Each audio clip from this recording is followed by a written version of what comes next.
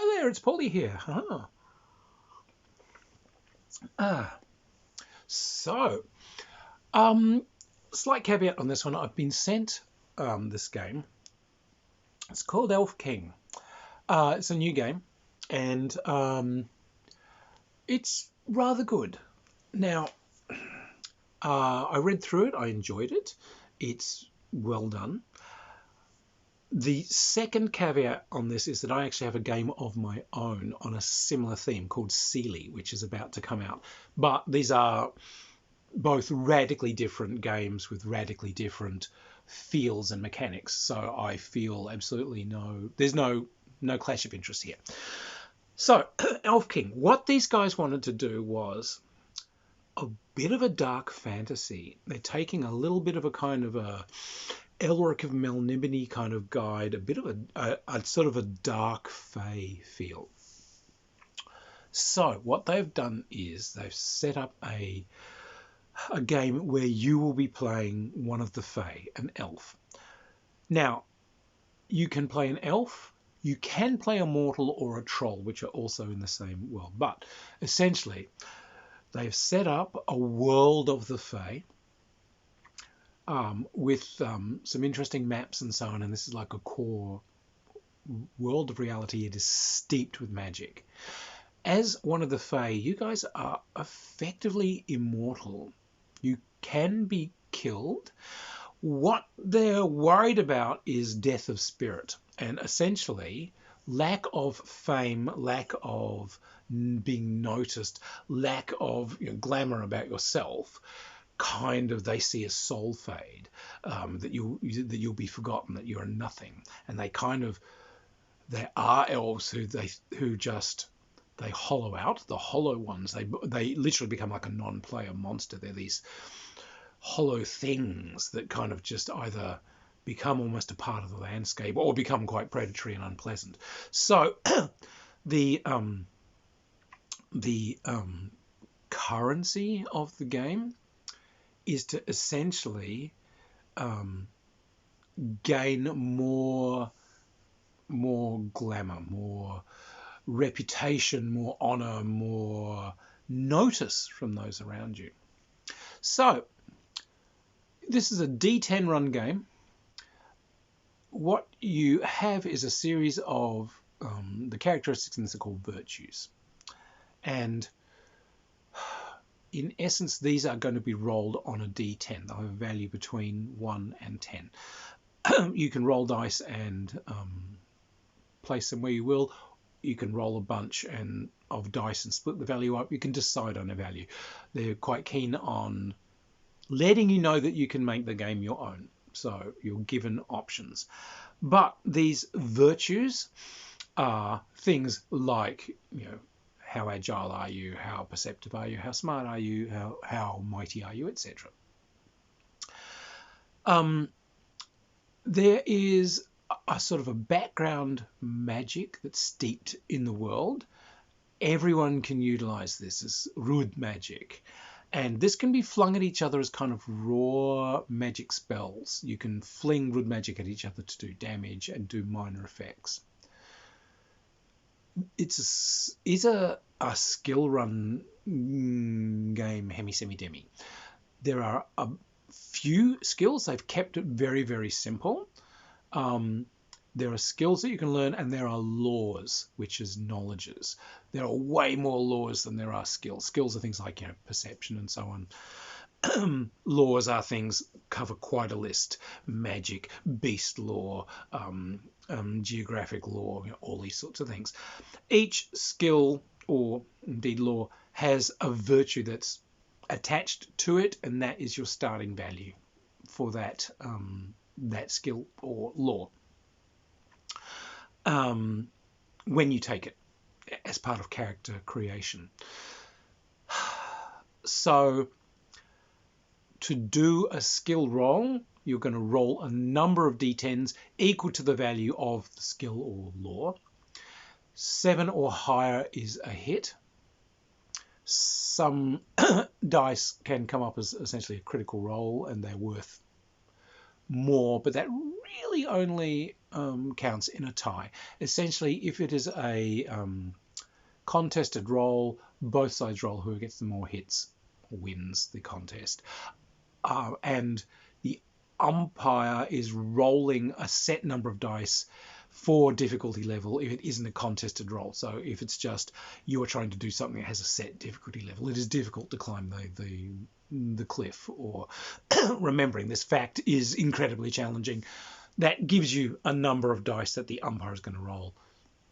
In order to succeed, player has to get more hits. So a simple game, but that is a lot of dice bouncing on the table.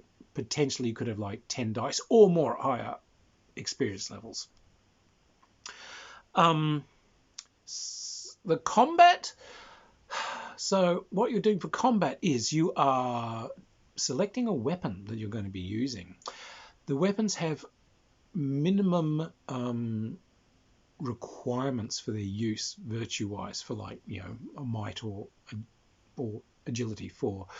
Now, if you exceed those minimums, you gain a bonus when using the weapon. But each weapon has a set number of dice that it's going to roll an attack. If you exceed the minimum virtues required to use it, there's a little chart that shows you how many extra dice you get. If you're only over by 1 or 2 or 3 points, you'll get like an extra dice. 4 or 5 or 6, you get 2, 3, 4 extra dice, etc. Attack, there is an initiative system, and then when it's your turn to attack, you are rolling your attack dice and the other guy is defending with his defense dice, and they come off his defensive gear.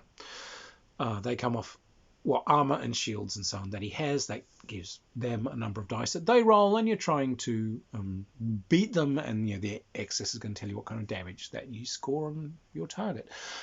So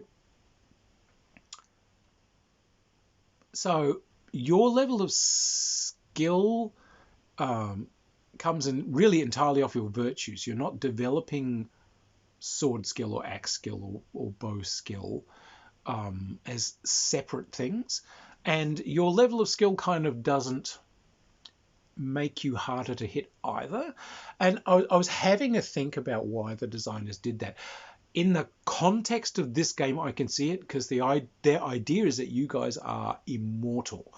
You are really competent at all this stuff. Everyone's kind of the same level of competence because you've been around for centuries and you've practiced this and you know what you're doing. You all got sent to the same academies and you're all competent at it. You might get more competent with experience as goes on, but everyone's kind of... So I can see it. They've kept it as simple. They want you playing the game, so you're all Fae. So, okay, so that's why they've kept it this way. Keep it simple, stupid is at the core of the rules. We want a robust, playable game. All right, great. You do gain... there is an experience system when you finish like a saga, a series of adventures. You roll. There's a random chart that lets you know what kind of improvements you might get. But in essence, what you're improving is your virtues, and your virtues improve your skills. And those virtues, of course, will eventually start giving you combat adds, so it'll be, you know, easier to hit. Likewise, your agility virtues and so on do kind of add to your defense. So, you know, so you will become a better combatant with experience. But maybe combat's not the thing you need to do all the time if you're an immortal. Now, there's a couple of interesting ratings on this. The Fae are rated for focus, because the idea is you've been here for hundreds of years, maybe thousands. You tend to lose focus a bit. It's like, yeah, there's no rush, there's no hurry. Years come and go. Forests, civilizations, glaciers. So you've got a focus thing. So keep the drive on. I'm going to be famous. I'm going to get that game currency, that sort of glamour. As you defeat mighty things, as you achieve mighty things, you get more and more and more. And it doesn't really reflect. It's not like Pendragon, where in Pendragon, you earn glory, and that turns directly into extra characteristics. But in this case, it is what you're trying to achieve because it's your noticeability in the world. It's how much people care about you. It's whether anyone gives a damn about your opinion. And it comes entirely off your reputation and so on that you've acquired by overcoming these amazing obstacles. You can eventually work your way up to being sort of, first off, an elf of note, and then you become like an elf that starts to gain followers and have clout and whose opinion is sought in councils, and you become an elf lord and establish your own elf towers. And there are lots of interesting kind of rules for establishing your own towers and strongholds and what it does for you. There is a considerable list of different magics here. So you've got that rune magic, which is the raw magic, but you also gain knowledge in different types and classes of spells. And this is a knowledge that you will obviously increase as the game goes on, and a quite considerable grimoire of spells here for you to use. And some of them are quite sort of utilitarian in that Fey kind of way. So some of them are great for travel or tricking people, shape-shifting. Lots of good kind of storytelling spells. It's not just sort of about, kapow, boom, you blew up. It's less D&D and more fantasy storytelling. Now, as I said, elves have focus. Humans and trolls have bloodlust. Humans and trolls are essentially violent, and they have trouble switching to logic once tempers flare. So once they're in battle, they tend to go on a rampage. They tend to opt for basically violence as a first option. So you can have a human or troll character, but yeah, they tend to be way kind of more violence first, not reason. Whereas the elves tend to be more, why hack it down with a sword when you could stab it in the back? The kind of Geist they've been pushing for here, they've got several quite very good scenarios. It's well served. They've done a good job doing adventures for this, but they've kept that kind of dark intrigue feel. They wanted a dark world where these elves might, they can turn on each other. They're territorial. A lot of this world is empty. The elves don't eat. They will eat and drink for pleasure, as indeed do I. But they don't have to. But they do need this kind of glamour to survive. But as such, there's no cropland or anything. They don't grow cereals or crops or something. It's all wild and all kind of can be eerie and creepy, but they're very territorial about their territories. But because they're kind of constantly vying for sort of to be top of the heap, to be known, to be more feared or more well known. Being feared is probably easier to achieve than being loved. So a lot of these guys are quite coldly murderous, quite violent. You've got to be very careful who you're dealing with. You've got to be careful who you ally with. There's lots of kind of vendettas. They've got rules in here for loyalties and swearing loyalty into different guilds, swearing loyalty to different lords and some, but they've also got rules for acquiring vendettas. And so it is this kind of feuding, somewhat dark thing. So if I was to suggest books to read to get the feel, there was a Paul Anderson book, the Broken Sword, well worth reading because it's got some of the kind of guys these guys want, where they did have, this was a more Viking kind of setting, but yeah, immortal elves and trolls and these things that are sort of, they play a long game. They're always at each other's throats. There's always different organizations. There's always a double meaning. You've always got to figure out what's the hidden game being played.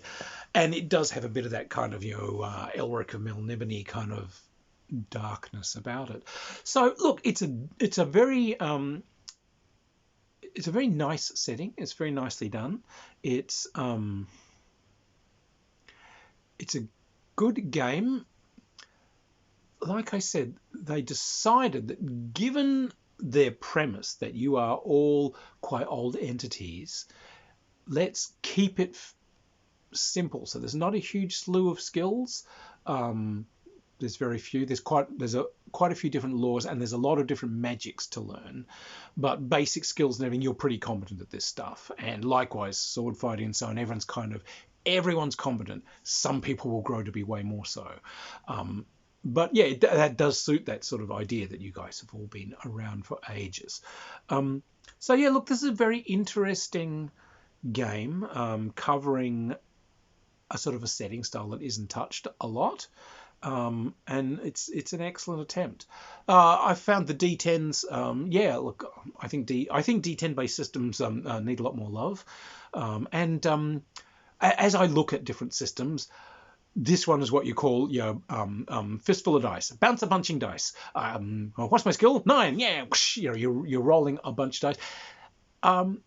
Yeah, okay. We're all adults. We can look at the dice and see which one's a 7 or higher, which are all hits. That's not too hard. But there is a certain joy with covering a table with a bunch of dice. The only kind of caveat I will give is, again, what these guys have very clearly done is it's an AI illustrated game. They have credited their company with generating the images, but they're obviously AI. And this is a problem. I get it. I'm an indie game designer, and the companies that have got money kick the living daylights out of us. We can't compete because we can't afford the art budgets. It's just us. It's just you and, if you're lucky, you and a friend writing games at home.